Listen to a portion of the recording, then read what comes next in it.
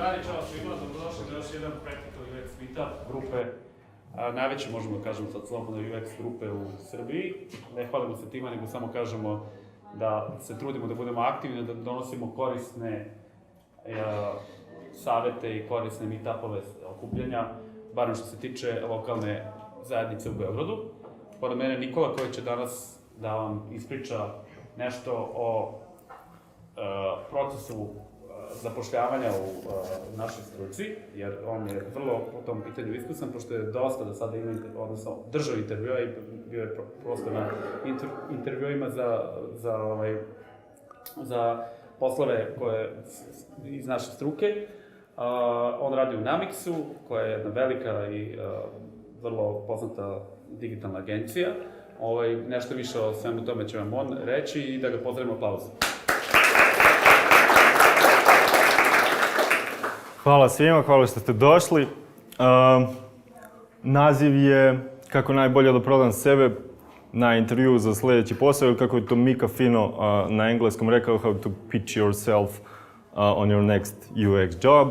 Ovdje ispod ovaj podnaslov UI UX dizajner koji je to barem jednom uspešno uradio.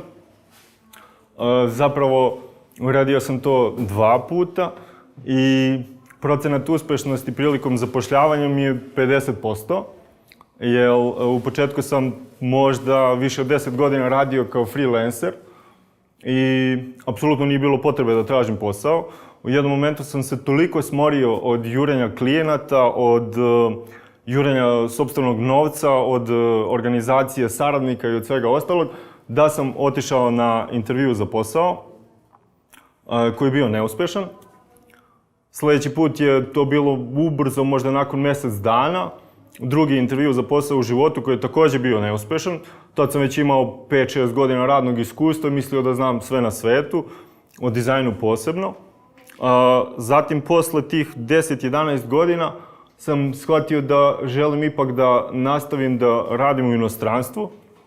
I ubrzo mi je postalo jasno da neću uspjeti tamo kao freelancer, već da moram ponovo da tražim posao, što je podrazumevalo određenu pripremu, ponovo sređivanje portfolija i svega što ide uz to.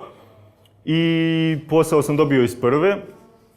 Kad sam se posle nekog vremena vratio za Srbiju, izgubio sam sve klijente, shvatio sam da ponovo moram da tražim posao, 4. put u životu, i da sam ubrzo našao posao, kao što Mika rekao, u Namixu.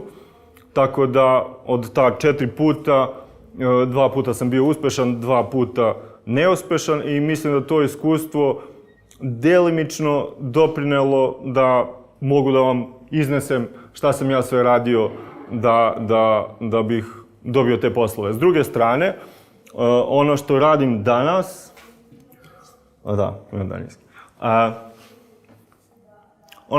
danas, titula je Senior Principal Experience Designer, zvuči strava u Namixu, zapravo sam samo dizajner. I ovaj suptilan način ovog mog slajda, kako je nazvan, zapravo treba da vam skrene pažnju da koliko god ja bio super dizajner i taman da sam najbolji na svetu i najbolji na svetu kao konsultant ili šta god, zapravo nisam ja taj koji može da vam pomogne da vi super sredite svoj portfolio i CV i sve što treba i da to na kraju zavisi samo od vas. I da imate svu moguću slobodu da to uradite na najbolji mogući način i da jedino će možda vašoj mami biti draže nego vama da nađete posao koji želite. Ovo što radim u Namixu, dakle, sastoji se između ostalog, sem tog dizajn dela, sastoji se da vodim intervjue za zapošljavanje dizajnera. Namix je inače firma od 500 zaposlenih gdje ima 50 dizajnera u 3 zemlje, Nemačka, Švica i Srbija. I klijenti su najveće švajcarske banke, najveće švajcarske osiguravajuće kuće, zatim u Nemačkoj je to BMW, Smart i tako još neke veće firme. Pre bilo čega, pre bilo kakvog ulaženja u detalje šta vam je sve potrebno da bi došli u poziciju da konkurišete za neki posao, jeste ovo osnovno pitanje za koga ja sve ovo radim. Dakle, u jednom momentu ste shvatili da postoji neka firma koja zapošljava dizajnera i shvatili ste da vama treba posao i da biste vi možda voleli da se zaposlite u toj određenoj firmi. I kao što i u UX-u imamo persone, na isti način bi trebali da prilagodite sve vaše dalje aktivnosti toj firmi. Odnosno, ako ćemo da idemo još detaljnije, u toj firmi sede neki ljudi koji odlučuju o tome da li ćete vi dobiti taj posao ili ne. U najčešćem broju slučajeva to mogu da budu 3 osobe. Ako je neka manja firma, onda ta osoba broj 1 će da bude CEO, druga osoba će da bude HR i treća osoba može da bude neki senior dizajner koji zapošljava svog kolegu ukoliko već postoji ekipa koja se bavi dizajnom u toj firmi. Dakle, vaš posao je da što bolje istražite tu firmu i da što bolje dođete do informacija ko su ti ljudi koji zapošljavaju i da pokušate da se stavite potpuno u njihovu kožu. Jer često ćemo se vraćati na ovaj slajd i kad budemo kasnije pričali o sređivanju portfolija i CV-a, iz prostog razloga, jer ako zamislite, na primjer, moj radni dan, ako dođem na posao i imam daily sastanak koji traje pola sata i zatim imam 2 sata vremena da se bavim nekim dizajnom i ako me u međuvremenu 5 ljudi cima koji su mi nadređeni ili podređeni i ako moram nešto da isporučim do 12 i ako imam još 20 obaveza sem toga koji se tiču zapošljavanja i raznih sastanaka u kojima možda ne bi u životu želeo da prisustvujem. Zamislite mene ako mi stigne neki e-mail koji je u fazonu ćao, tražim posao, vi ste strava, evo moji radovi, ja otvorim te radove i vidim da je to 16.000 PNG-ova kroz koje bi ja trebao da klikćem ili je to 10 linkova gde bi ja trebao sad da otvaram svaki od tih linkova, da analiziram koji je to sajt, nemam predstavu šta je ta osoba koja mi je to poslala, šta je ona radila na tom sajtu, da li je ona bila jedini dizajner, da li je to tim. Dakle, apsolutno bez konteksta, većina tih prijava, kako da kažem, ne bi bile odbijene, ali bi svakako ih ostavio za nekad u životu da ih razmotrim, a to nekad obično bude nikad. Zato što prosto nemam vremena, ne zato što ne želim. Dakle, ceo taj proces zapošljavanja bih podelio na 2 dela. Prvi je moment do pre-intervjua, šta vi treba sve da pripremite da bi došli uopšte u situaciju da vas pozovu na intervju, a drugi deo je sam taj intervju.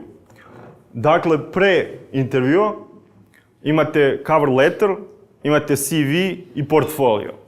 Bez obzira da li to stoji u tom oglasu za posao, ja bih vam savjetovao da svakako imate ove 3 stvari pripremljene, koje ćete vremenom da prilagođavate od firme do firme. Jer opet da se vratim na onaj prethodni slajd, neka firma će da traži više vizualnog dizajnera, neka firma će da traži više UX dizajnera mobilnih aplikacija. Nikako ne bi bilo sjajno da imate u portfoliju 20 brošura i da pošaljete na oglas za posao za UX dizajnera mobilnih aplikacija, jer ćete apsolutno i momentalno biti odbijeni. Nećete biti uzeti u obzir u razmatranje bilo kakvo, jer jednostavno mašite ono što njima treba. Vratit ću se ponovo kratko na ovaj slajd. Dakle, koje su metode da vi ispitate ko je ta firma i ko su ti ljudi? Najbolje bi bilo naravno da prvo odete na web sajt od te firme, da vidite kolika je tu firma, da li postoji već dizajn kultura, da li već ima dizajnera u toj firmi. Zatim možete da odete na LinkedIn, da uz pomoć malo magije i filtriranja searcha ukucate tu firmu i izaći će vam svi potencijalni kontakti koje već imate možda sa tom firmom ili ako ste, ne znam, druga veza ili treća veza. Apsolutno bi bilo prihvatljivo da ako vam se neko učini poznatu ili naravno ako vam je već kontakt na LinkedInu, da startujete tu osobu sa pitanjima: ej, čao, ja sam taj, zainteresovan sam za posao, šta vi tamo nudite, šta vi tamo radite i na koji način bih ja mogao tu da se uklopim. Zatim imate sajtove koji su glassdoors.com ili helloworld.rs, gde bivši ili sadašnji zaposleni ostavljaju komentare o radu za određenu firmu, gde možete da pročitate anonimne komentare od ili bivših ili trenutnih zaposlenih i da dobijete prilično dobar utisak o tome šta se tamo zapravo radi i da li bi to bio neki ambijent gde bi vi voleli da radite ili ne. Možete da odete na Facebook, na njihovu Facebook stranu i da vidite da li ima neko koga poznajete koji je već lajkovao stranu. Da li ćete na fotografijama nekog team buildinga videti nekog kolegu s fakulteta ili iz prethodne firme ili ne znam ni ja odakle, i apsolutno bez bilo kakvog ustručavanja. Ponovo da se vratim na ovaj prethodni slajd, jer ako nije vama stalo da dobijete taj posao, sigurno nikom drugom neće stati više. Tako da cimajte ljude, cimajte sve ljude do kojih možete da dođete da bi saznali da li je to ono što vama odgovara i da li je ono što vas ispunjava. Da li je plata ta koju biste vi želeli, da li poslovi, projekti koje oni rade, da li su tu ti projekti na kojima bi vi volili da radite.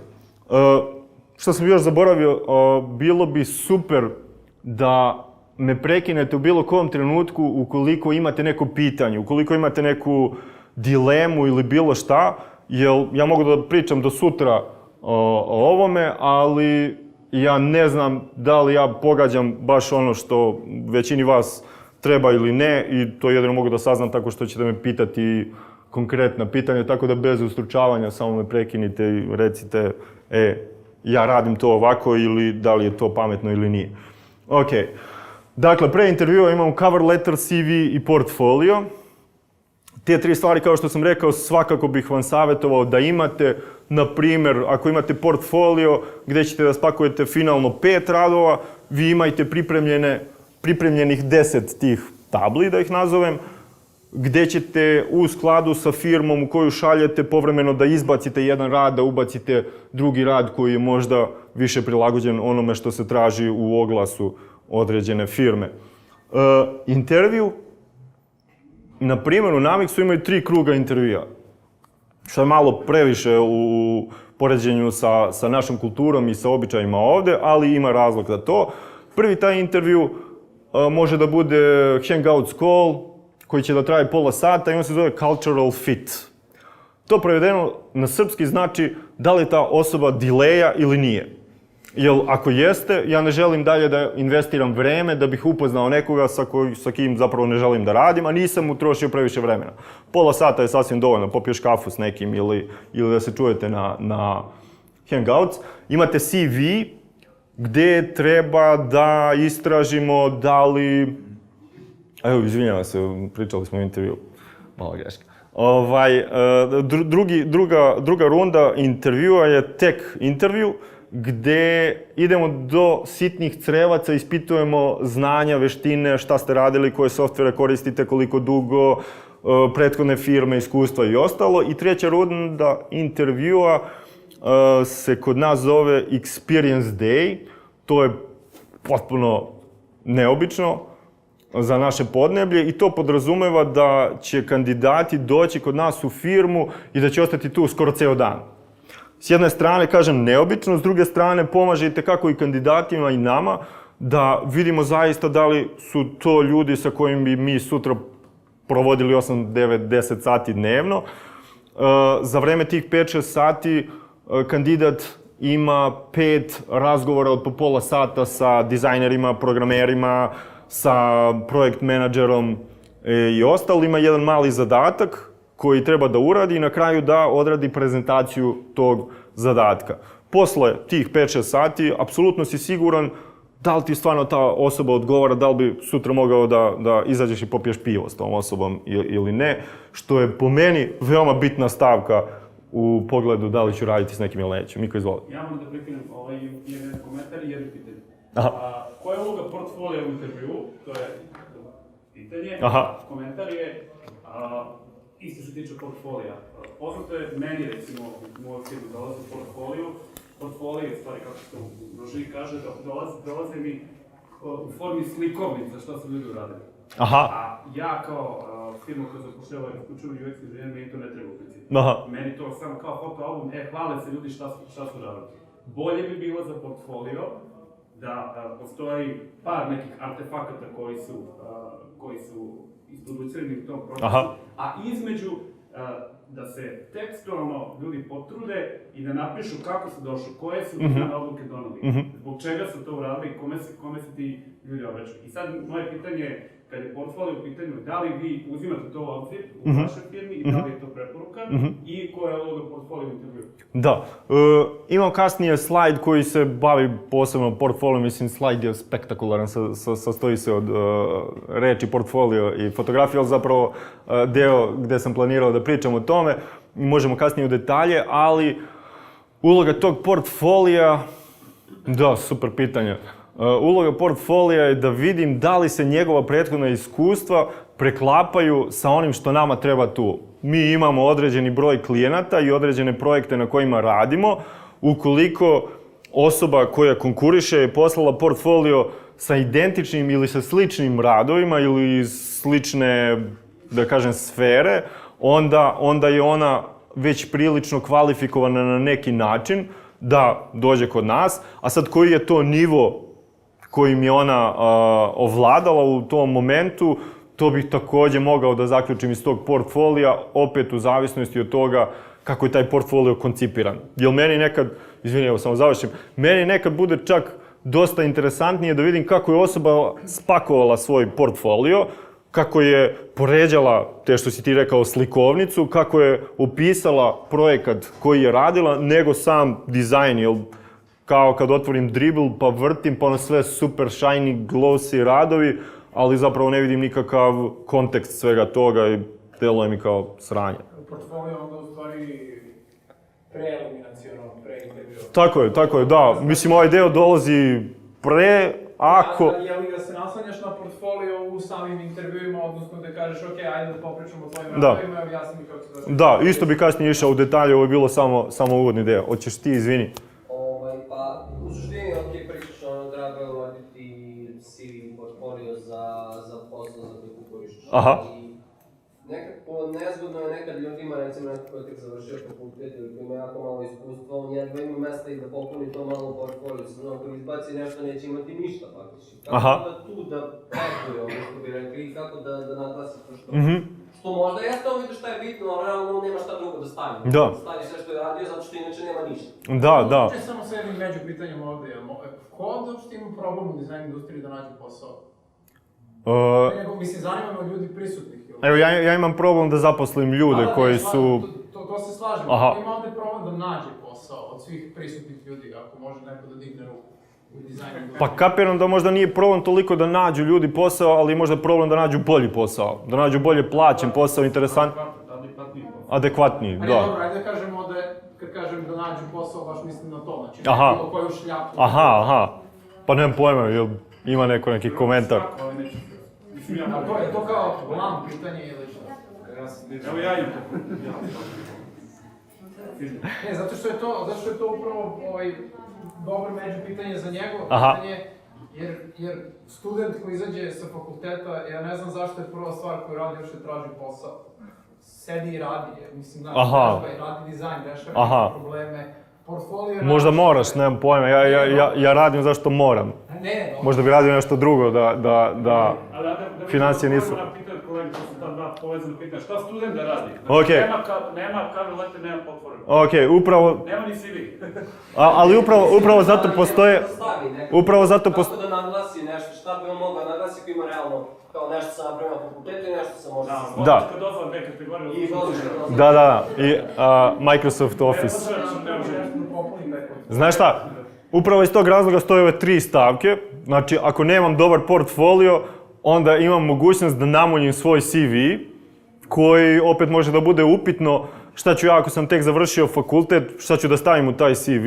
Međutim, s druge strane, kad sam pričao s jednom koleginicom, koju imam jako puno poverenja, zato što je odrasla u Brooklynu i zato što je radila u Italiji, zato što ima raznorazna iskustva, ako u CV-u, ako nemaš da staviš ništa što je usko vezano za tvoju profesiju, za koju se zanimaš, stavi šta si radio, gde si provodio, gde si proveo 5 godina, ako si organizovao bilo šta, ako imaš bilo koje udruženje, ako si član, nemam pojma, ljubitelja mačaka ili šta god, to znači da sam se ja kao osoba interesovao za nešto u životu i da sam bio istrajan da to ostvarim. A ukoliko sam blejao i vatao zjale, onda na munji cover letter napiši to. Vi ste najbolji na svetu. A možda je recimo za studente fake project neki program portfolio? Da, ja mislim da da. Ne znam kako si ti mislio na pri to, izvini što ne znam ime. Da, naravno, projekti koji si radio na fakultetu, koji su za fakultet, nisu za neke klijente, mogu da prođu ako su super odrađeni, super opet u smislu, u skladu sa nivom znanja koje ima i da li je to opet koncipirano, da li je objašnjeno na dobar način šta mi je bio zadatak, kako sam ja rešio i koji je bio rezultat tog zadatka. Lupa, ne mislim sad na rezultat, dobio sam 10 iz tog i tog predmeta, ali eto kao rešio sam probleme koje sam postavio na početku, koje mi je profesor zadao ili koje sam ja našao prilikom istraživanja da taj projekat ima pa neke brošura. Mislim, na kraju krajeva nemam toliki problem ako je neko uradio jedan sajt koji je pristojan, a ako su super radovi iz grafičkog dizajna, to je opet ista ova priča kao što sam pomenuo malo pre vezano za koleginicu Amerikanku. Dakle, ako se ta osoba cimala već oko tog grafičkog dizajna i ako je tu uspela da napravi neki iskorak, onda mi je to sasvim dovoljno razmišljanja da pomislim da će ta osoba se cima da uči i web dizajn. Zato što se već dokazala na tom. Evo, ja imam jednu ličnu iskustvo da podelim samo vrlo kratko. Pošto sam ja menjao u jednu trenutku struku iz backend, totalno backend database inženjera u frontend inženjer. I onda mi to me zanimalo jako, dosta toga sam čitao i posle iz tog frontenda sam otešao u UX. I na intervju za prvi posao frontend inženjera nisam imao pojma ni o CSS-u, ni o JavaScriptu, ni o čemu drugom. I ta osoba koja me intervjuisala bila je dovoljno pametna i pita, pa dobro, šta si radio? Kaže, ništa nisam radio. A me zanima to i dosta toga čitam. I osoba je vrlo pametno pitala, a šta čitaš? Onda sam ja otvorio Google Reader i bila je lista od 1000 feedova koji su bili tu prisutni i koji su bili, neki su bili prošli, neki su bili na čitanju i tako dalje. I onda je ta osoba shvatila da se ja interesujem za taj, to je neobična situacija, ovdje nikom nisam to desilo, ali je dovoljno je bilo informativno da neko shvati da se ti kao neko ko ide iz backenda, frontend ili UX ili bilo što drugo, interesuješ za tu temu i možeš da kažeš, evo, ja obećavam da ću za 3 meseca savladim. I to je tako i bilo, zaista. 3 meseca ništa nisam producirao, ali posle toga krije učenje vrlo brzo. Strava. Mislim, to je sad veština ono ko intervjuiše. Da ispita dovoljno ispitanika. Strava. Sad sa druge strane razmišljam, opet ima taj moment da se često dešava, čak je bilo pre 7 dana, na intervju za posao smo postavljali pitanja vezano za prethodna iskustva kandidatkinji i bilo je pitanje, lupam sad, da li si radila prototyping? Ja je rekla, pa okej, nisam, ali poznajem InVision, da tamo možeš brzo da odradiš taj prototyping i ali ne vidim razlog zašto ja to ne bih umela da uradim. Da, vrlo logičan odgovor. Naravno da bih umeo da uradim, nisam debil, snaći ću se, naučit ću, pročitat ću ili šta god. Ali ako imate 10 stvari za koje možete da kažete nisam debil, naučit ću, to automatski znači da taj koji će da te zaposli treba da investira vreme od tog nekog ko to već zna i da tebi objašnjava kako se to radi. To vreme dok on tebi objašnjava, neko zvoni, to vreme dok on tebi objašnjava, on neće da radi za klijenta i neće zarađivati novac. Tako da ta konstatacija, ja bih to umeo da uradim i ne može baš uvijek da prođe. Iz prostog razloga, ako je možda mala firma, pa kao ljudi nemaju izbora, ako je neki startup, ok, ne umemo to da uradimo, nema veze, uzmi, kreni da radiš, naučit ćeš usput. Ali ako je neka firma koja već služi klijente, onda to bude malo sporno i onda ta prethodna iskustva dođu do izražaja i ona su ta koja čine razliku između nekog ko je spreman da uzme posao ili ne. Je li ima još nekih pitanja na... Ja još jedno Da. Pošto sam ja zapravo sličan problem kao ti. Samo super onda. Mislim, nije super, ali je super što si tu. Kapiram. Je li preduslov u stvari da bi radio nešto da imaš posao? To mene zanima. Mislim, da li moraš da imaš posao da bi nešto radio? Ne razumijem. Da ja danas nemam posao? Ne. Okej, na primjer ja. Recimo, to je moj problem u celoj toj priči sa studentom koji nema portfolio ili sa nekim ko nema portfolio u određenom trenutku. Aha. Znači, zanima me zašto to vreme dok se nema posao ili nije uloženo u građenje toga i da li uopšte treba da uzmemo razmatranje nekoga ko podrazumeva da treba da radi samo ako ima posao. Aha. Ja, mislim, izvini, meni to baš ne bih razmišljao uopšte ako nisi radio. To je jako čest slučaj, da. u stvari, zato što neko ko do trenutka dok nije našao posao, ono, ću da radim ja za bloginje ili za sebe, za ne znam šta. Aha, da. Dolazim u situaciju da pričam sa nekim ko nema apsolutno ništa da pokaže, ali nosi titulu dizajnera, pogotovo ljudi koji nisu iz Srbije nego iz sveta, koji su završili neke, nazovi ozbiljnije fakultete, imaju pretpostavku da onog trenutka kad su završili fakultet, što je još gore sa developerima u ovom trenutku, onog trenutka kad su završili obrazovanje, oni su već ozbiljna priča i već su to jako ozbiljni rejtovi i jako ozbiljni zahtevi, ali nema nigde nikakvog materijala ispred. Sad to me zanima, zašto tolerišemo da neko mora da ima posao da bi se podrazumevalo da je nešto pravi? Da, meni je to stvar kućnog vaspitanja. Kako su te mama i tata vaspitali šta ćeš ti da radiš sa sobom i u svom životu, jel nekako gledam ako si ili normalan da ćeš uzeti da radiš nešto ako nema šta da... Iz mog ličnog iskustva, pa i šta znam, mislim, desilo se par puta, ali ne baš toliko često. Uglavnom su ljudi koji se cimaju već oko nečega se javljali, sad da li smo se uklapali ili ne, to je bila druga stvar, ali ne, nisam zapravo nailazio. Ali možda zato, ne znam da li vrsta dizajnera koju tražite, da li je baš UX ili možda grafički, ako je grafički možda... Svašta. Ima i development. Da, meni smešno to, meni to razmaženo i... Meni je to baš često. Strava jebate. Dobro. Cover letter, da. Čemu služi taj cover letter? Ja dugo nisam kapirao i dugo sam se trudio da ignorišem uopšte postojanje tako nečega što je to cover letter, jer mi je bilo potpuno smorno da razmišljam o tome.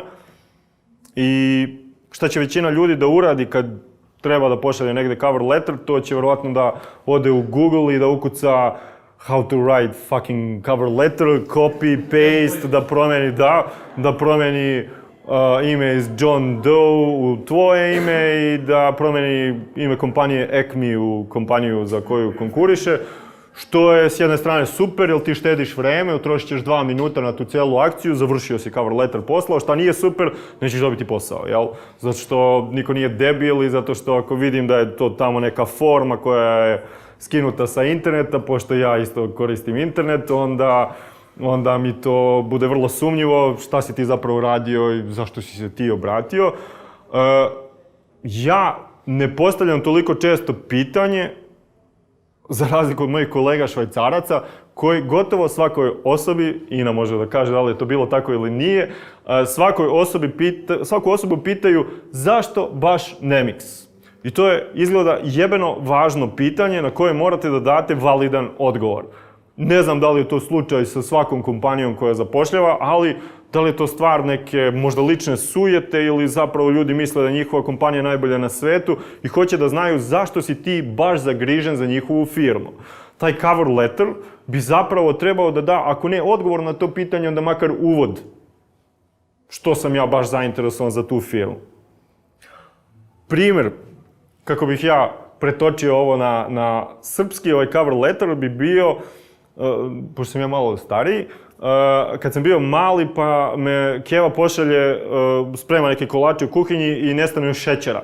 I onda me pošalje kod komšinke da ja donesem šećer, zato što ako odem u prodavnicu, dok se ja vratim, dok to sve obavim, već je prekasno, dakle treba brzo da se dela. I samo mi kaže, ok, idi tamo kod komšinice, evo ti šoljica i traži šećer, dobro?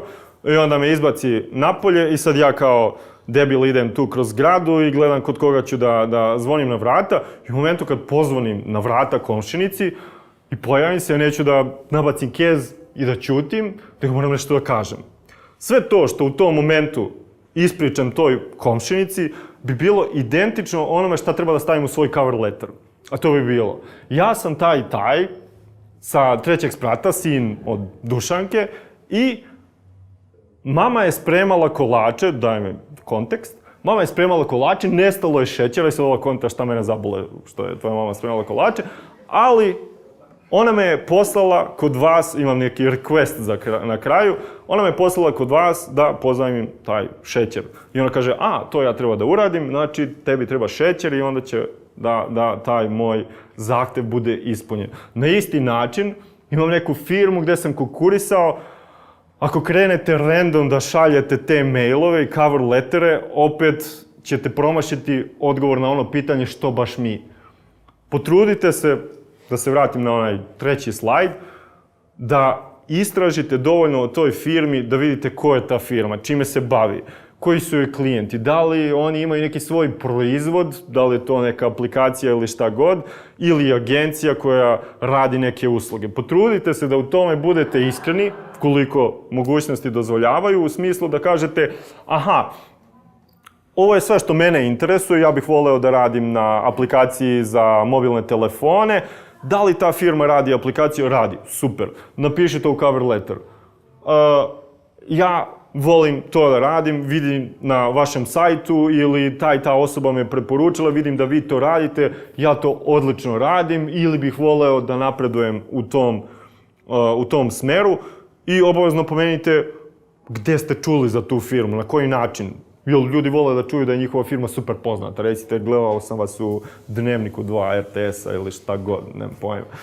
Mislim da je to poenta tog cover lettera, tako da ne mora da bude nikakva formalnost, već može da bude nešto lično, da bih vam dao primere iz što sam ja radio, bukvalno su bile varijante, nemam pojma, šetao sam tad i tad, šetao sam i video vašu firmu i zainteresovao se i video da super radite ono što mene najviše interesuje na svetu, a to je vizualni dizajn. Da li biste možda bili zainteresovani da vam pošaljem moje radove i da proćaskamo uz kafu o tome da li imamo nekih dodirnih tačaka? Naravno da smo ispalili, ali... Dobro. To je bio cover letter. CV. Ovo je onaj deo gde bi vi trebali da obratite pažnju ukoliko nemate dobar portfolio. Ako nemate dobar portfolio, malo su vam snižene šanse, ali imate priliku da nabuđite taj CV i da se preko toga predstavite u najboljem mogućem svetlu. Šta bi bilo u tom CV-u? Taj CV bi prvo, što se tiče formata, trebao da bude ili PDF ili da dobro namunjite vaš LinkedIn profil. Što je, da kažem, dobro iz više razloga, jer će onda ljudi slučajno dolaziti do vas, možda će vas startovati neki headhunteri ili šta god. Ukoliko se odlučite za format PDF-a, taj PDF bi trebao da ima 1 do 2 strane. Ćao. Desilo mi se nedavno da je tip poslao CV koji je imao više od 10 strana i to donji deo je bio tekst veličine 10 pointa, prilično gusto iskucan, gde sam ja otvorio onu prvu stranu i rekao, okej, druga, opa, još jedna, treća, opa, još jedna. Ja sam krenuo da čitam ono sve i naravno sam odustao posle 5 sekundi da mi nisu rekli, pozovi ovog tipa, ne bi ga zvao u životu. Jer ako nisam uspeo da sažmem to svoje iskustvo u 2 strane, u skladu sa tim što meni treba, onda nisam posvetio dovoljno vremena da bih uradio taj posao kako valja. Šta treba da stavite u CV? Ukoliko imate manje radnog iskustva, ukoliko ste tek završili fakultet ili ste možda student, onda bi bilo okej da na početku ide sekcija koja se bavi vašim obrazovanjem. šta ste posljednje uradili, šta ste za vreme fakulteta uradili, šta je super što ste uradili na fakultetu, da li ste bili član neke organizacije ili ste odradili neku izložbu, dobili neku nagradu ili šta god. Posle toga, ako imate radno iskustvo, super. U tom radno iskustvo bi trebalo da obuhvatite period od kad do kad ste radili. Trebalo bi da obuhvatite za koga ste radili i koja je bila vaša uloga tu. Radio sam kao vizuelni dizajner na prezentacionim sajtovima dosta. Celina koja je vrlo zgodna jeste da iznesete po bulletima vaše skillove. Znam da radim to i to. Znam da radim wireframing, prototyping, UX, visual design, graphic design, šta god. Šta još možete da stavite jeste jezike koje znate i potrudite se da vizuelno taj CV bude nešto što može lako da se skenira. U principu da to ne bude samo izdeklamovano, nego da imaju 2, 3, 4, 5 celina gde ja pogledom mogu lako da, kao kad radite web sajt, pa ću pogledom da skrenem sa jedne na drugu celinu, paragraf i da pročitam one delove koji me najviše interesuju. Takođe, dizajneri ste, pretpostavljam, ako je naslov, treba da bude najkrupniji, ako je podnaslov, treba da imate podnaslov svake celine i tekstualni deo i naravno ostavite kontakt podatke, telefon, e-mail, Skype, na primjer. Znam ljude koji nemaju Skype, ne koristim Skype, otvori fakani Skype, zašto će možda neko da te kontaktira preko toga. Ako radite to na LinkedInu, onda imate malo više prostora da opišete šta ste to radili i tu možete da opišete na kojim projektima ste radili i to onako kako sam malo pre tebi ispričao, možete da napišete koji vam je bio zadatak, sa kim ste sarađivali, da li su to bili dizajneri, da li je bilo više ljudi umešano, proces samog rada i na kraju finale neki super rezultat koji ste postigli iz toga, nemam pojma, aplikacija je downloadovana 20.000 puta dnevno, šta god. Samo sekund, Aha. Nisi pomenuo kada sam stavku o tebi kao osobi u CV-u. Moje neko lično mišljenje je da je to mnogo važnije od bilo čega ostalog u CV-u, bez obzira u kom si stadium, da li si tek završio fakultet ili imaš 13 godina iskustva. Kao što si rekao na početku da je veoma bitno da tvoj kolega, to je da možeš skoliko dođeš na pivo ili šta već. I da je veoma pametno napisati o sebi nešto nevezano za dizajn ili to na čemu se baviš. Nego ti kako si kao osoba, da li igraš šov igrice, da li voliš biciklu u mom slučaju, da li voliš te filmove ili čitaš na knjige ili šta god da radiš. Da, to bi bilo kao interest ili šta već. Ne, tebi kao osobi. Interesovanja su, generalno značiš knjige, i tako nešto.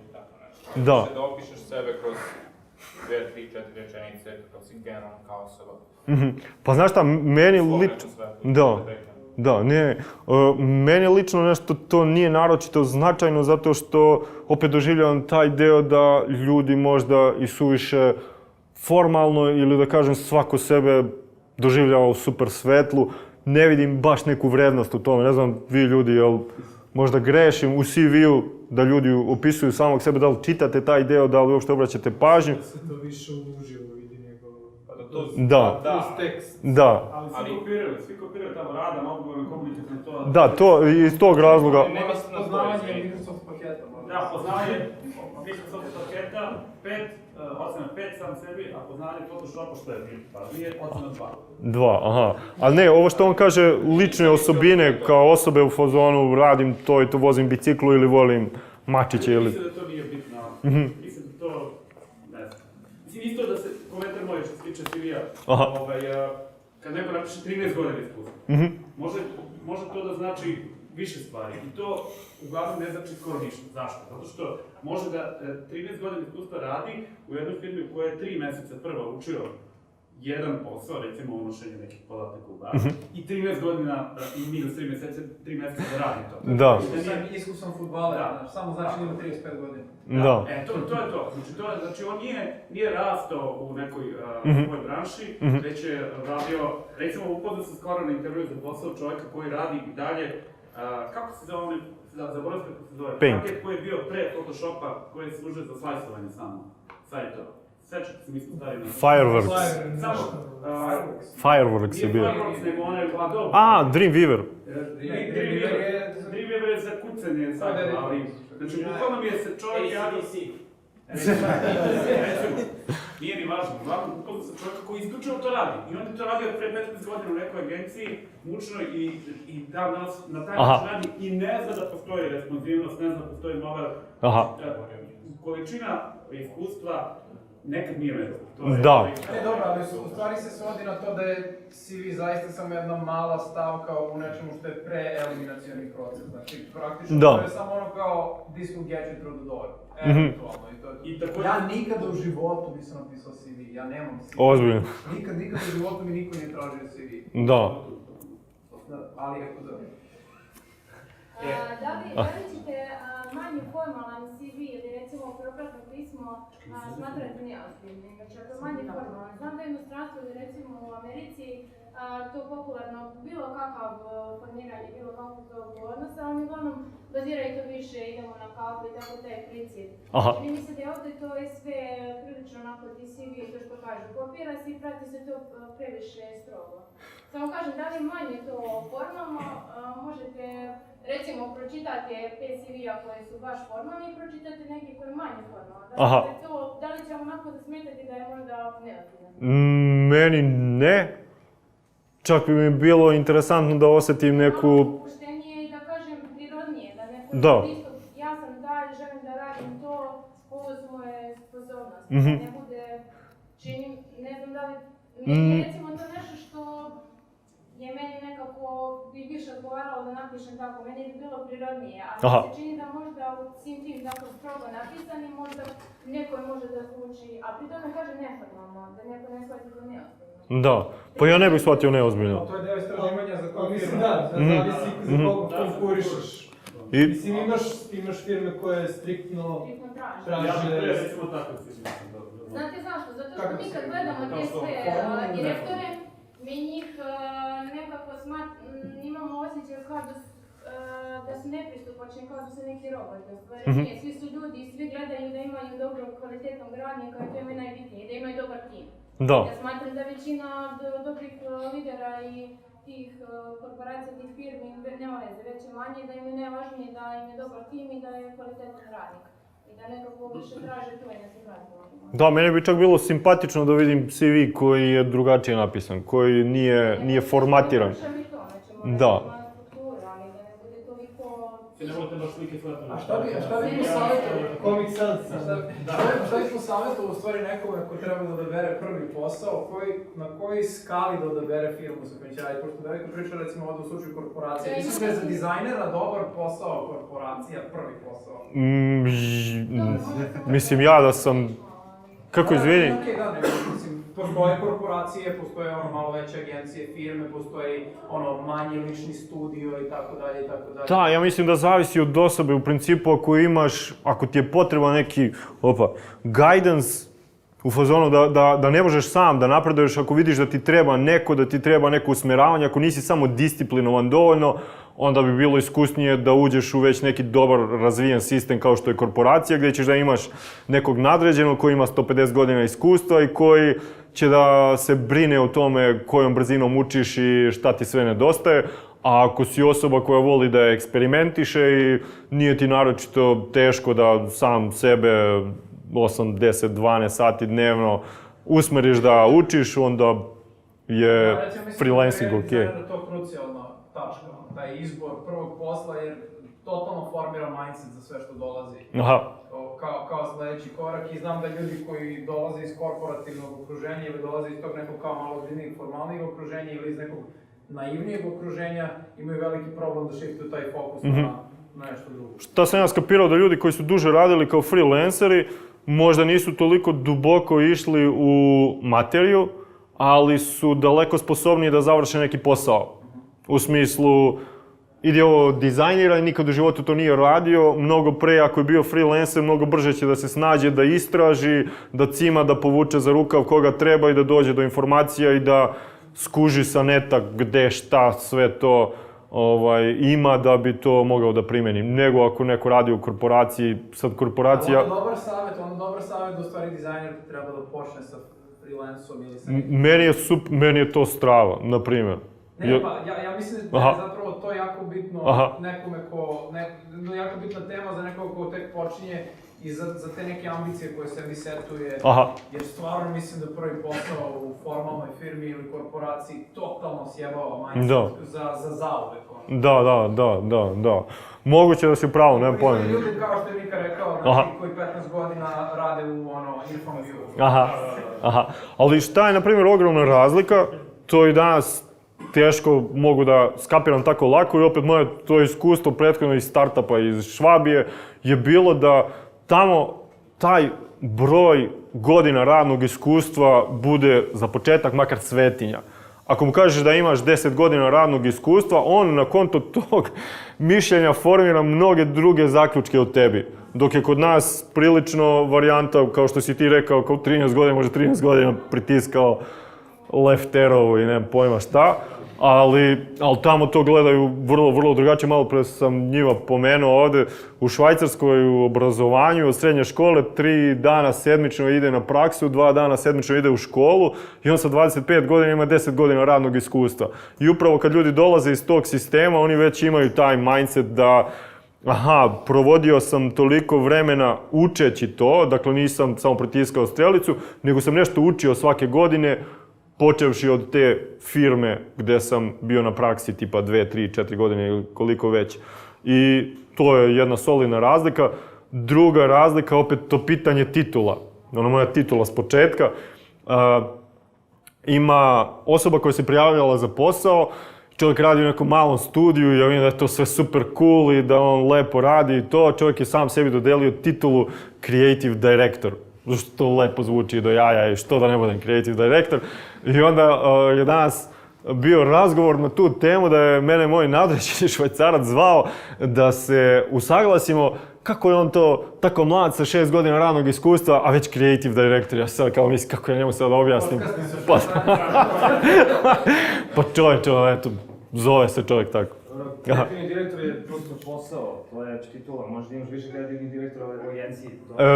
Da, ali... Ali freelancer mora biti i sopstveni kreativni direktor. Da, jeste, ali on nije freelancer, neka mala firma. Nije to toliko čudna stvar, pogotovo recimo u advertisingu, da postoji više kreativnih direktora. Da, postoji i kod nas u firmi više kreativnih direktora, ali u principu taj kreativni direktor mora da ima toliko godina radnog iskustva, ali tog radnog iskustva koje je usko vezano za posao koji obavlja. U principu, ako se bavi UX-om, podrazumeva se da ima minimum 10 godina radnog iskustva baš u tome, da je baš radio u srži taj posao, a nije pravio brošure ili grafički dizajn. Pa, da. Nije to nemoguće da u marketingu studiju postoji kreativni direktor koji na funkciji kreativnog direktora obavlja svoje dužnosti kreativnog direktora. Kapiram, da. Izvini. Izvinjam se. Ja sam malo da pitam, pričali ste do sada uglavnom o studentima koji recimo traže posao ili o dizajnerima koji menjaju firme. Što da rade kandidati koji dolaze iz neke druge struke? Je li to potpuno druga struka ili arhitektura? Arhitektura. To je ideal dizajnera. Mislim, kako da se mi spremimo za, recimo, kako da portfolio... U principu, da, ako, mislim, morate da imate 1, 2, 3 rada koji su iz ove oblasti i ukoliko nemate konkretne naručioce posla, sedite, osmislite zadatak, uradite sami. Je li to neki početak, je li bitno da dođete do bilo kakvog posla da bi stekli bilo kakve klijente i bilo kakvo iskustvo. A vremenom će to ići sve bolje i sve lakše.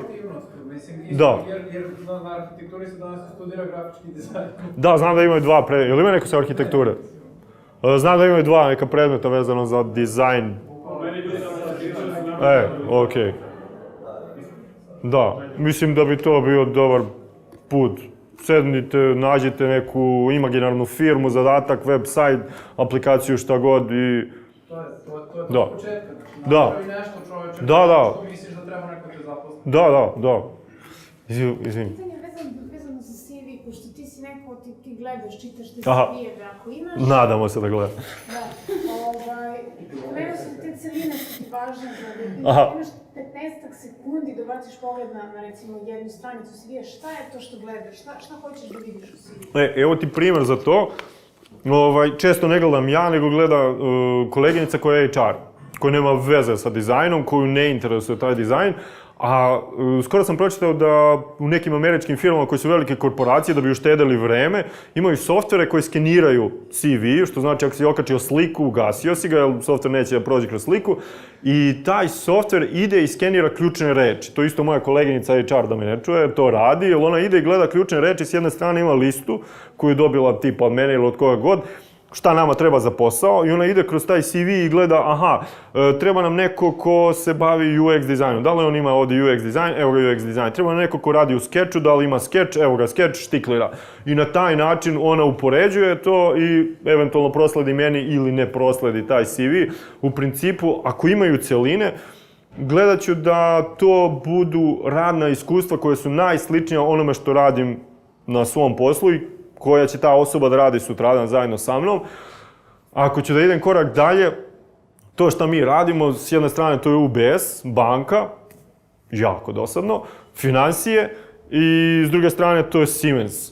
I sad ja bih gledao ako bi ta osoba, taj kandidat imao već iskustvo u nekom fintechu, da je radio sa nekim financijama ili sa nekim softverom tome sličnim, gledao bih da li je završila fakultet, dizajn, jer to nije nešto što ga isključuje potpuno, ali ukoliko nije završio dizajn, vrlo moguće da će da se, da kažem, batrga sa ovim, moguće da će da se batrga sa fontovima ili sa kompozicijom ili sa tim stvarima, a ja zaista ne bih volio da trošim vremena objašnjavanja o tome, onda softver sam pomenuo, šta znam, to bi bile te stvari, najviše. Jel ima još nekih pitanja ili? Nope. Dobro. Portfolio. To je taj čuveni slajd. Portfolio, imate nekoliko načina da sredite portfolio, opet onaj old school PDF. Drugi način bi bio da imate svoj sajt. Treći način bi bio da imate Behance. I što se mene tiče, ta 3 načina bi bila sasvim dovoljna. Nešto od ta 3 načina, sve preko toga, tipa Dribbble, meni lično ne znači puno, jer je sve vrlo slično, sve je shiny, nema konteksta, nego je samo gomila sličica koje fino izgledaju. Ali ogroman broj proslova dolazi preko Dribbble. Izvini? Ogroman broj proslova dolazi preko Dribbble. A, okej. Apsolutno. Za vizualni dizajn. Za vizualni, da. Ne. Aha. Za UX. Okej, nisam pojma, jel? Znači, bukvalno, meni 1 mesečno, 2 mesečno. Strava, čovječ. Da. A ja nisam preterano aktivan. Da. Taj Dribbble da radi. Ne, Dribbble je za traženje posla, za freelance je zapravo lošiji za stalno zaposlenje. Znači, glave poput Facebooka traže ljude na Dribbble. Okej, pojma nisam imao to. Super korisno. Portfolio PDF. Za taj PDF bilo bi cool da nemate više od 5-6 radova. To može da bude 5-6 projekata koje će biti na jednoj ili 2 te table, 2 strane, ne više od toga. Bilo bi cool da imate neku naslovnu stranu, ko sam, šta sam, jednu rečenicu o sebi, i da imate neku odjevnu stranu gdje ćete da stavite linkove ka svojim društvenim mrežama ili bilo šta simpatično i interesantno.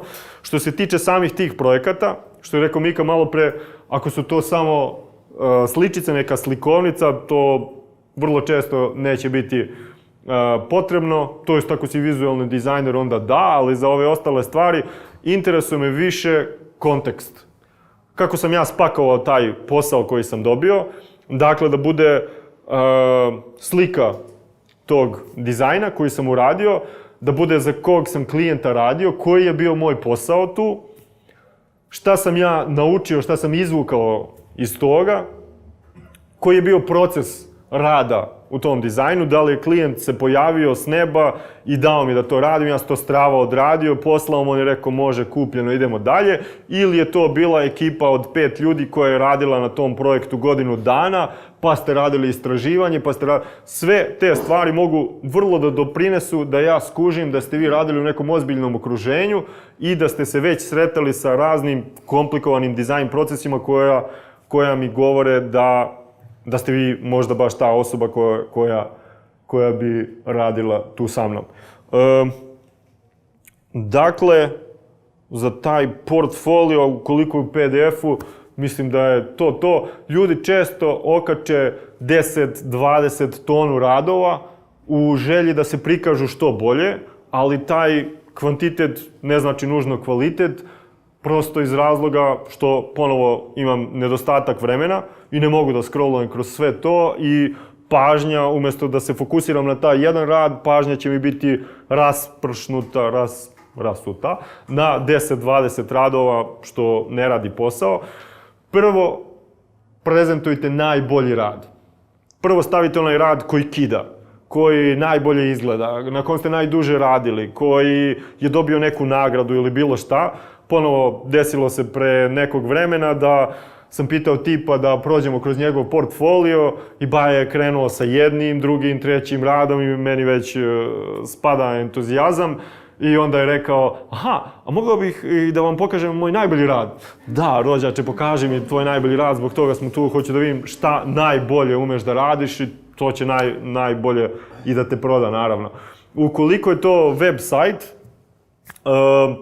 nebitno je koliko ćete staviti radova, čak tu možete da stavite i neke raznovrsnije radove, nije problem. Ja sam jedno vreme imao 2 web sajta, jedan se bavio samo UX-om, jedan se bavio svim i svačim u zavisnosti kakav posao mi je dolazio, pošto sam bio freelancer, nisam odbijao poslove. I treća varijanta bi bio Behance, koji je meni super cool, zato što je mreža gde ljudi svejedno dolaze, kuže vaše radove i kao što si pomenuo vezano za Dribbble, isto tako i sa Behance se s vremena na vreme dešavalo da me ljudi startuju za posao zato što su im se svideli radovi koje su tamo zatekli. Aha, izvoli. Izvini što sam rekla.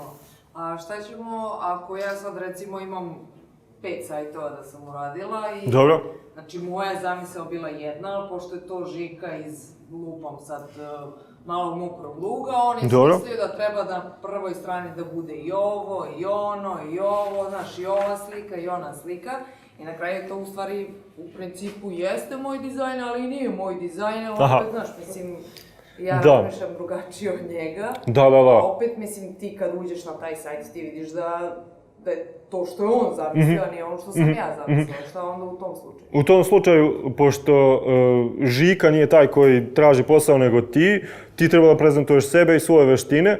Šta sam ja radio, ukoliko sam imao vrle sukobe sa klijentom oko tog finalnog dizajna, ja bih na kraju odvojio neko vreme, preradio dizajn onako kako ja vidim i kako bih ja želeo da predstavlja moj rad i tako ga ubacio u svoj portfolio. Jer opet da se vratim na ono od malo pre, ne bi bilo dobro da šalješ linkove sajtova koje si uradila, iako je to, da kažem, živ dokaz da si nešto finalno realizovala, već mene interesuje da si se ti bavila time, da si ti tu nešto naučila, da si ti nešto odradila. Tako da bih ja preradio dizajn onako kako meni odgovara i na kraju ne bih stavio link. Ako bi me pitao neko za link, rekao bih finalni dizajn je sranje, ne zahvaljujući meni, nego zahvaljujući klijentu i evo, ovo je to. Sme to dizajn da kaže? Da li sme da kaže? Dizajn je sranje zahvaljujući ne meni, nego klijentu. Pa znaš šta, meni je to vrlo iskreno, ja bih rekao, aha, okej, nisam rastao na dudu i meni se dešavalo 300 puta i rekao bih, aha, to je super. Ja bih rekao. Što ne znači opet, aha, da treba vi to da radite, nego...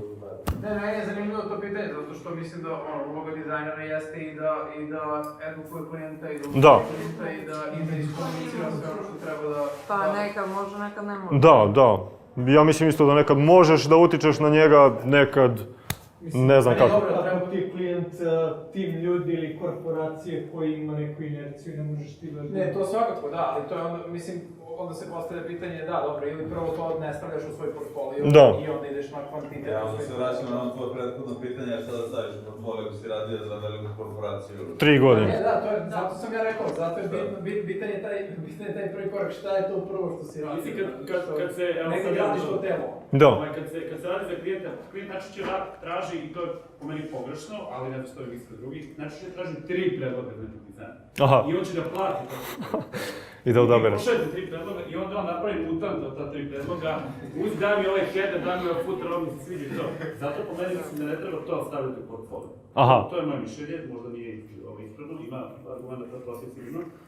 Jer često se desi da te mutante ljudi stavljaju, meni se dešava na intervju, Aha. da ljudi stavljaju te mutante, vi tačno vidite da je druga tipografija u footeru, druga tipografija u headeru, druge zamisli su tu, ali on kaže, eto to je tako klijent je zahtevao, a što kaže Bojan, uloga dizajnera nije samo da bude pixel kušač. Ne baš naprotiv. To bi čak bila prva stvar koju bi odbito na intervju. Znači, kako handlaš klijenta? Kako handlaš zahteva, projektne zahteve, nije klijent. Okej, da, bi bilo šta. Odnosno, znaš, na koji način i u kojoj meri snosiš odgovornost za to što je finalni proizvod bez obzira na to kako je. Jer ako ne snosiš odgovornost, onda si odličan, robot. Sad je monkey job onda ispod, a nije monkey job, apsolutno nije. Da. Tako da to bi, meni lično bi kada bi ja nekog intervjuisao u tom smislu, to bi bilo apsolutno prvo pitanje. Znači, na koji način ti prikupljaš informacije od klijenta, na koji način komuniciraš s njim i na koji način to pretvaraš u neko finalno rešenje koje na kraju ne treba da te bude sramota da okačiš nego. Ali šta ako je sranje? Mislim, nemoj da radiš sranje, mislim. Ali nekad si u situaciji da moraš da radiš. Mislim, možda ja ovo što radim na svom dnevnom poslu, možda na kraju... Evo, ja sam celu karijeru, eventualno prvih godina dana ne radići sranje. Da. Nisu svi takvi, ja razumijem ljude šta pričaju. Što se smijemo kad neko kaže nemoj radiš sranje, ste normalno? Da, ja se smijem, zato što meni to potpuno neprihvatljivo, nemoj da radiš sranje, moram da radim zbog novca. Situaciju u životu kad ljudi stvarno imaju porodice, imaju troje dece kao na IKEA, jel? Da. To su inače moje deca, ove fotografije iza. Ta deca, treba se platiti infostan prvog mjesta i tako dalje. Znači, postoje periodi u životu sigurno kad treba da radim neko sranje i svi smo to radili i ti si sigurno da Prvi godinu dana. Nema da, ja sam to radio, ali tendencija treba da nam bude da ne radimo. Da. Mene je pre neki dan zvao kolega i kaže, zvali su mi iz kockarske firme, milionski ugovor, 6 cifara, da potpišem da radim kao glavni senior UX designer. Šta misliš ti o tome? Ja kažem, brate, neću da radim, to ja nikad neću da radim i ti radi kako god hoćeš. Da. To je pitanje etika koja je mnogo šira od ovog meetupa, ali svakako treba bude da nam tendencija, bar za 10 godina da kažemo, bar 8 godina se radio super, ono što mi se sviđa što bih stavio u portfolio, i to bih stavio u portfolio, a ove dve što mi se ne sviđaju, neću mi da stavim, niti ću da spominjem. Ali znam da se radi zato što sam imao x razloga za to. A ne po defaultu da prihvatamo bolju ponudu, u nekom smislu neću da kažem da li su pare pripremljene nešto drugo, ili su bolje devojke u toj firmi, ili su bolji projekti, ili bolji frajeri. Tako je, da. U svakom slučaju, mislim da tendencija treba nam bude da biramo projekte, barem... Skroz se slažem. Izvini, Iza, zadnji red, nešto si htio da dodaš? Ono što je rekao, kad je rekao da uzmu traže 3, to mi je nekako uvijek najgori princip, kao, oko kojeg si se najviše potrudio, kao, oko svakog po jednako, zašto si ja napravio 3 puta koji jedan bio dobar. To je, mislim, i onda jeste isto problem, kao, ako se pravi više onih verzija, prikažeš sve, isto nekako u CV, možda isto ni nekako nema smisla da staviš kao, ok, sad je ovo bio sajt ove godine, pa smo sledeće napravili ovako bolje, pa stavi ono što je najbolje prvo, verovatno. Da. Zašto neko digao ruku? Kako se rešava poverljivost klijenta kada se pravi portfolio, ako postoji tako? Ako si potpisao NDA ugovor, onda ne stavljaš, ako nisi stavljaš, mislim možeš, ukoliko si u dobrim odnosima sa klijentom, da ga pitaš, da ga konsultuješ, da li bi to bilo okej, ali uglavnom ne vidim razloga zašto bi neko zabranio da staviš njegov rad, ako je on već zadovoljan tim, to mi ima smisla. Za velike firme da su najčešće došao. Da. Kako se snalazite ako... Pa znaš kako se snalazim ja, radio sam za Apple jedan projekat, pokažeš iz zvuka. Da. Doneseš kompjuter i doneseš telefon, pokažeš iz zvuka. Znači ne šalješ niko na mail, ništa ne postoji, to se nije desilo i tako. Ja neki sharujem screen kao proveden kroz... A neko može se snimati. Pa znam, ne jebi ga, ali... Da. U principu ne bi smeo, ali niko nije sad tu, ti možeš, taj NDA ima rok trajanja. Znači, ako se radi pre 3 godine, to sad već mogu da pokažem. A znaš šta je super nova stvar kod dodao NDA? Da u stvari u okviru bliskih industrija u narednih 5 godina ne smem da radiš za konkurenciju. To mi se ali nedefinisanu konkurenciju, generalno, znaš, ako je turizam, onda ne smem da radiš. Da, ali radi se o tome da li... Čitajte NDA-eve koje potpisujete.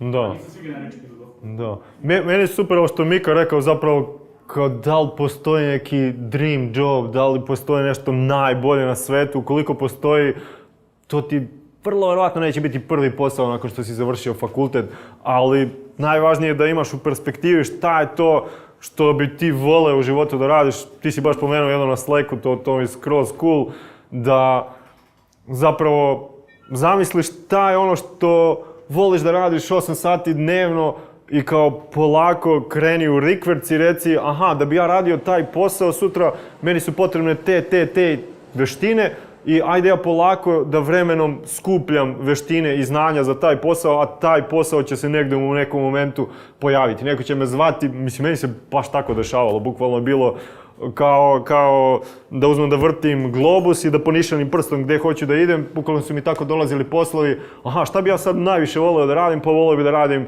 neku do jaja iPad aplikaciju za neku veliku firmu, bla bla bla, i zove tamo neki baja koji je brat od ne znam nija koga, kao jel bi ti radio za njih? I ja u sledećem momentu pričam sa tipom koji je osnivač Huge-a, ako znate ona Huge INC agencija, pričam s njim i ovako ne kontam da je to taj baja i slušam ga šta priča i čovjek mi daje korekcije na dizajn, ovako razmišljam, jebote kako ovaj sve znao o dizajnu, je li moguće, ko je ovaj tip, i kao googlam tamo dok pričam s njim i prvo mi da je to taj čovjek, kao, ne seri, ona strava, tako da u principu najbitnije je da imaš negde u perspektivi šta ti hoćeš da radiš najviše na svetu, šta voliš najviše da radiš i da polako prikupljaš materijal za sve to, da builduješ portfolio, veštine i sve to. Izvini. Jo. Dok smo još tu, samo razmišljam, pa sam htio još nešto da pitam oko poverljivosti. Znači, pričali smo o najboljem radu. Pričali smo pokaži iz ruke i ovo pitaj klijenta. Sad, ajmo recimo najgori scenario da je klijent neresponsivan, odnosno da je to nešto što se radilo davno, da ne odgovara i to, a tebi je jako stalo. Je li ima, sad ti kao neko ko gleda te radove, je li ima nešto što bi ti ostavilo loš utisak u smislu kao nešto što se nikako ne radi, što je baš prekršaj poverljivosti, a ti ćeš biti u fazonu, brate, što si to uradio? Ne, ja ne bih imao problem sa tim, ali na primjer, šta bih uradio da sam na tvom mestu, stavio bi to u PDF.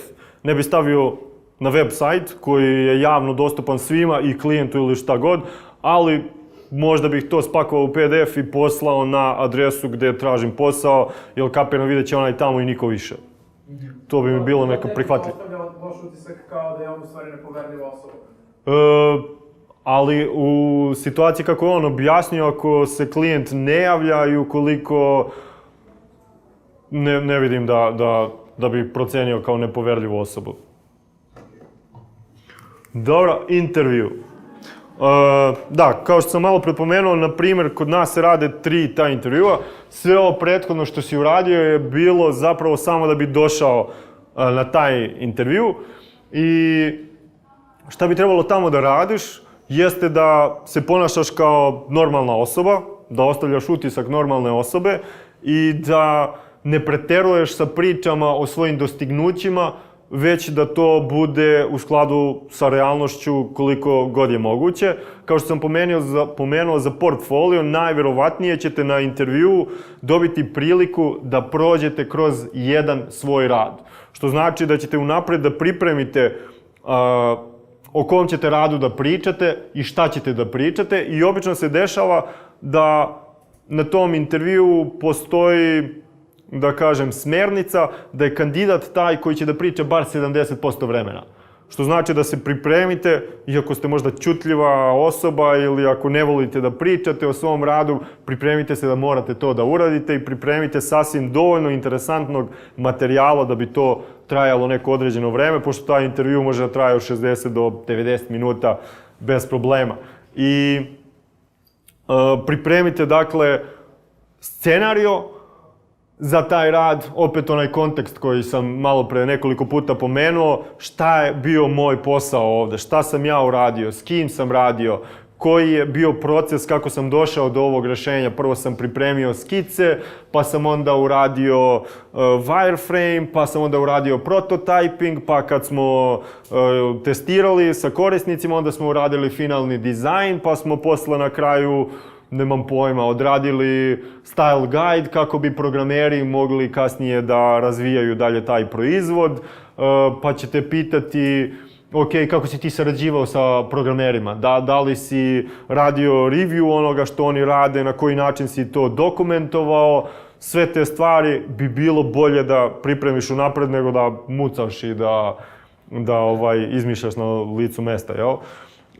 Na tom intervju najverovatnije ćete pričati sa nekim koji je iznad vas bilo po znanju ili možda će to biti neki HR. Svako će imati neka svoja pitanja, HR će vas pitati vezano za tehnikalije, platu ili kad možete da počnete da radite. Izbegavajte bilo kakvu filozofiju i bilo kakvu priču naširoko i pripremite unapred odgovore na sva potencijalna pitanja. Opet se vraćam na ono s početka. Dakle, stavite se u kožu tih ljudi. Oni vas zapošljavaju i moraju konkretno da znaju, ok, ako si ti super cool, kad ti možeš da počneš da radiš? Koliku platu očekuješ? Spremi platu, reci, nemam pojma, 1000 eura, šta god. I šta sam ja vrlo često radio prilikom pregovaranja sa klijentima dok sam bio freelancer, zapravo, ukoliko nisam bio siguran koliko novca mogu da tražim, stalno sam se igrao sa nekim određenim rasponom.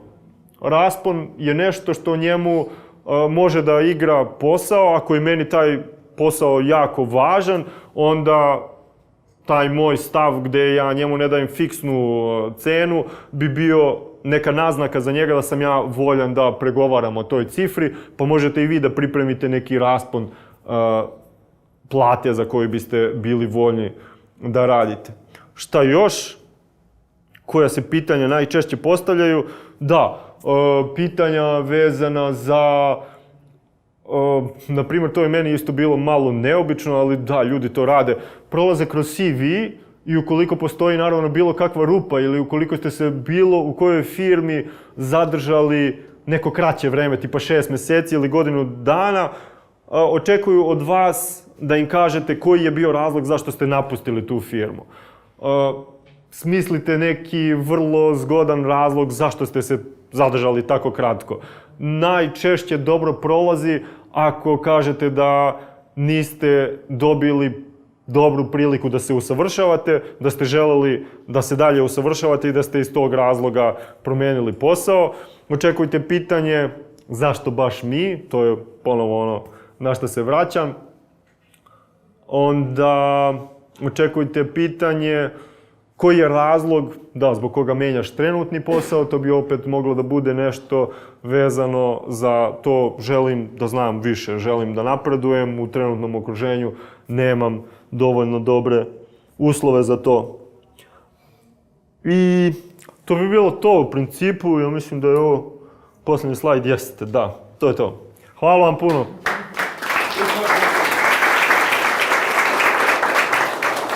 Ja.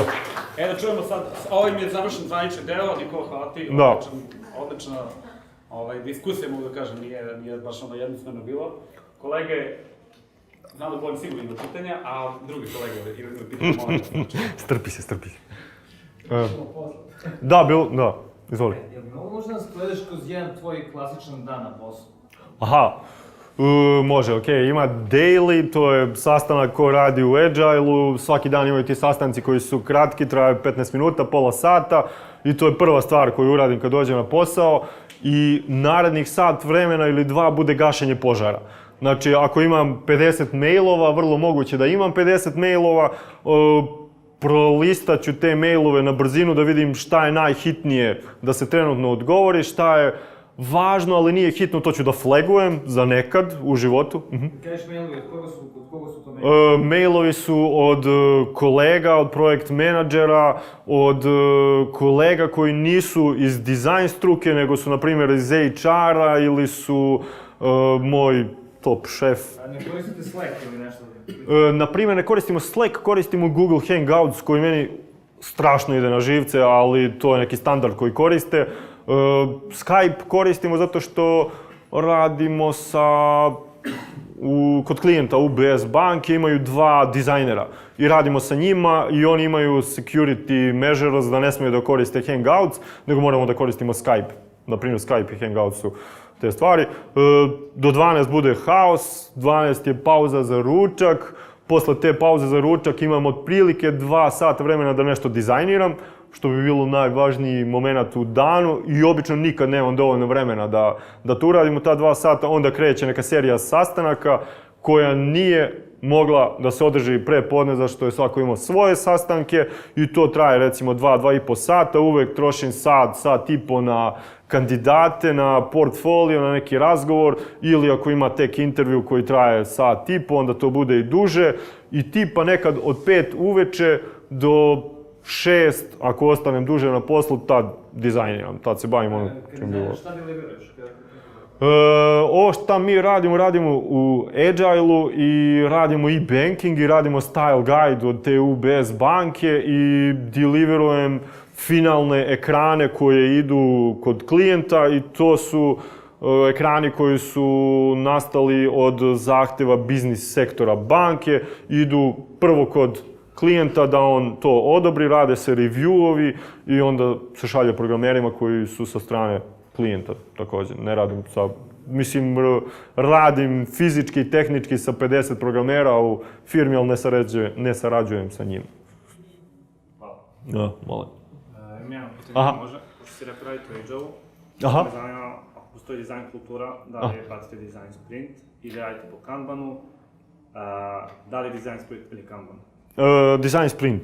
Zapravo nije dizajn sprint, Scrum je. Scrum? Da. Kao timeline, nedjelju dana? Radimo 3 nedelje. Scrumu, na primjer, u tom prethodnom startupu gdje se radio bio je 7 dana. Što je bilo ludo. Što je bolje, Kanban ili design sprint? Meni design sprint više mi leži, volim česte iteracije, volim da što pre dođem do nekog sljedećeg nivoa i da nekako se osjećam kao da to bušim i rovim. To mi deluje nekako finije, meni primjerenije bar. Okej, ili još neko nešto? Aha. Jedan komentar i pitanje. Meni se često dešava da ljudi kažu nešto na intervju, ja im poverujem i onda kad kroz posao, imate mogućnost 3 mjeseca zaposlite nekog privremeno, pa onda posle za stalno, se ispostavi to nije tako. Znači, u principu savjet svima koji dolaze na intervju je da kažu, kad ne znaju, da kažu ne znam jednostavno i da ne znam to da radim, ali da ne bude ne znam i da prekriste ruke da kažu ništa. Može nekad da kažu i da ne znam, ali bih imao sposobnosti to da naučim, da vidimo kako bih to naučio i tako dalje. Znači, shodno tome je pitanje, šta radiš kad se desi tako nešto, vjerojatno ti se desilo da ti ljudi jednostavno lažu na intervju, šta se dešava na tome? Super stvar, zapravo to sam zaboravio da pomenem, jako bitna stvar, nemojte da lažete. Ili, ako lažete, gledajte, to nije proverljivo, ali u principu najbolje je ako si iskren, jer ako kažeš za nešto ne znam ili ne umem, to da uradim, nisam imao ta iskustva, to mi automatski govori da je ta osoba iskrena i da mogu da radim sa njom. Ali ne mora uopšte da zna. Da, čak se dešava da ako ljudi kažu ne znam, ja to...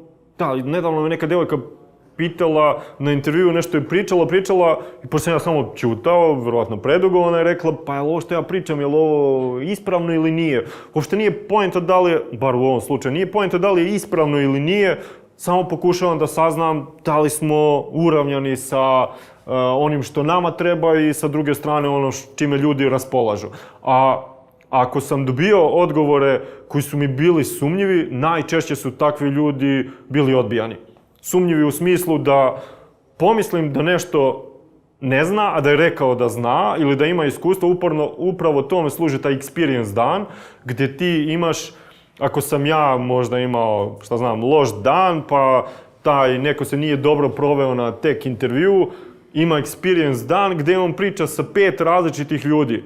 Ukoliko sam ja bio loš sagovornik, nema šanse da će 5 drugih ljudi da budu loši sagovornici i na kraju ćemo da se skupimo i da kažemo ovaj je pričao ovo, ovaj je pričao ovo, tebi je rekao to, ujebote, kako je to rekao kad je meni rekao da je to radio, a uvek ima neko iz različite struke ko može da postavi, da kažem, unakrsna pitanja gdje ćeš da skužiš, čoveče, ovaj nema pojma o tome, kaže da ima, to mi je automatski za odbijanje. Aha. Sam. To je dobro. Aha. Jao, izvinjam se. Saberi sa datumom. Da. Očekivane plate, mislim, bilo je nedavno razgovora sa ljudima iz Startita, pošto je izašla u jednom momentu anketa vezano za programere u Srbiji. koliko godina radnog iskustva, odakle rade, za koga rade, da bi se na kraju došlo do nekih cifara koliko ljudi ovde zarađuju. Kod mene u firmi je to bilo vrlo dobro prihvaćeno u smislu da su povećali plate određenim nivoima kad je izašlo to istraživanje. Da, jer su Švajcarci potpuno straight i bilo je nekih dogovora da napravimo slično istraživanje u dizajn zajednici da bi ti podaci postali javni i da bi možda na neki način mogli da utičemo da se plate povećaju, pošto ako ne znate, a pretpostavljam da znate da programeri zarađuju bar 20%, od 15 do 20% više, što po meni nije cool. Više od čega? Više od dizajnera. Ja sam vrlo često nailazio na taj slučaj. Ako je u pitanju ista firma, isti nivo, dizajner ima od 10 do 20% manju platu. Vrlo često. Možda tvoje iskustva nisu tako. Procentualno, da. Više, okej. Dobro, i šta možemo da kažemo, koliko se prosječne plate dizajner u Srbiji? Početnik, koliko možda ima? Da, ovo je situacija, recimo kod mene u firmi je za niže nivoe veća plata nego u većini drugih firmi, ali za više nivoe nije spektakularna. Okej. Da, možda nije fino ovako, ali u principu nemam pojma. Od 700 do 1000 eura može da bude plata neko ko je na nekom nižem nivou dizajnera. Ali, znači ne odnosi se na to ako sam grafički dizajner, nego ako imam iskustva u UX.